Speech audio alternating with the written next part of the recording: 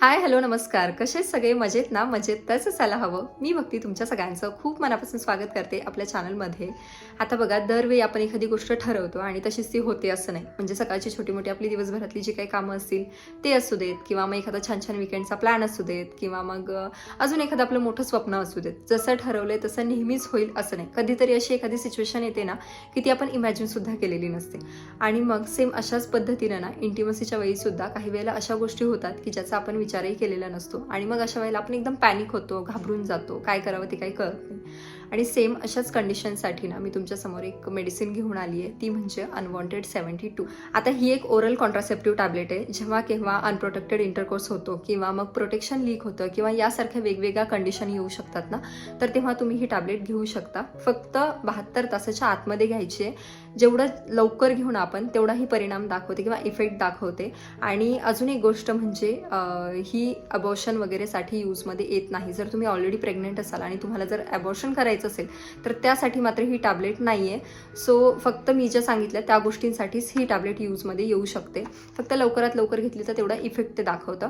आता या टॅबलेटमध्ये ना लिव्होनोगेस्ट्रॉल आहे, जे की मॅनमेड प्रोजेस्टेरॉनचं काम करतं. आणि दुसरी गोष्ट म्हणजे ही छोट्या मोठ्या गावांमध्ये सुद्धा अवेलेबल होते, शिवाय हाय क्वालिटीची आहे. त्यामुळे तुम्ही नक्कीच ती घेऊ शकता. तेवढीच ती सेफसुद्धा आहे. फक्त एक गोष्ट लक्षात ठेवायची, कुठलीही गोष्ट कितीही सेफ असेल तरी सुद्धा प्रत्येकाची बॉडी वेगळी आहे. कुणाला ती सूट होते, कुणाला नाही होते, अशा गोष्टी असतात. त्यामुळे नेहमी कुठलंही मेडिसिन घेताना किंवा कुठलीही नवीन गोष्ट ट्राय करताना आपल्या डॉक्टरांचा सल्ला घ्यायचा आणि त्याच्यानंतर ती यूज करायची, जेणेकरून आपल्या हेल्थला काही ती परिणाम दाखवणार नाही किंवा चुकीचा परिणाम दाखवणार नाही. सो हे एवढं लक्षात ठेवायचं आहे. आता ही टॅबलेट काम कसं करते, तर आपल्या होरीमधून जे काही एग्स प्रोड्यूस होतात किंवा रिलीज होतात तर ते होऊ देत नाही. दुसरी गोष्ट म्हणजे एग्स जे रिलीज झालेले असतात ना त्यांना स्पर्मपर्यंत पोहोचू देत नाही. आणि तिसरी गोष्ट म्हणजे जरीही एग्ज आपले फर्टिलाइज झाले तरीसुद्धा त्यांना युटेरसला चिटकू देत नाही. सो अशा प्रकारे हे सगळं काम चालू असतं.